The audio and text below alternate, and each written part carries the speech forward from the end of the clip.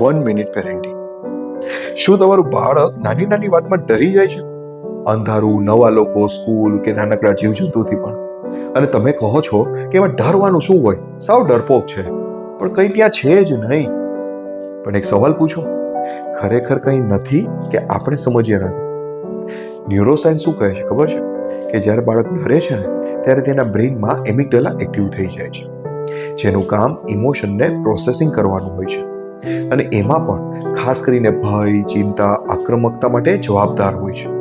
અને એટલે જ પછીથી બોડી ડેન્જર મોડમાં જતી રહે છે. એટલે જ બાળક માટે ફિયર કે એ ડર હકીકત લાગવા લાગે છે, ઇમેજિનરી નહીં. પણ જ્યારે આપણે કહીએ છીએ ને કે કંઈ છે જ નહીં ત્યાં, ચૂપ રહે, ત્યારે બાળક શું સમજાય છે ખબર છે? કે મારા ઇમોશન ખોટા છે. અને ધીમે ધીમે એ પોતાના ડરને તમારાથી છુપાવવાનું શીખી જાય છે.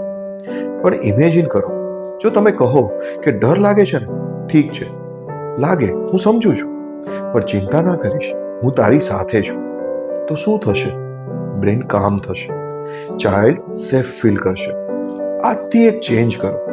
ફિયર દૂર ન કરો, ચાઇલ્ડને સપોર્ટ કરો, અને ધીમે ધીમે એક્સપોઝર પણ આપો.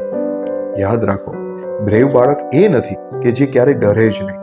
બ્રેવ એ છે જે સપોર્ટ સાથે ડરને ફેસ કરે. કમેન્ટ કરો બ્રેવ. હું તમને ફિયર ઓછું કરવાની સ્ટેપ બાય સ્ટેપ રીત મોકલીશ. દરરોજની સ્માર્ટ પેરેન્ટિંગ ટિપ્સ માટે મને ફોલો કરો.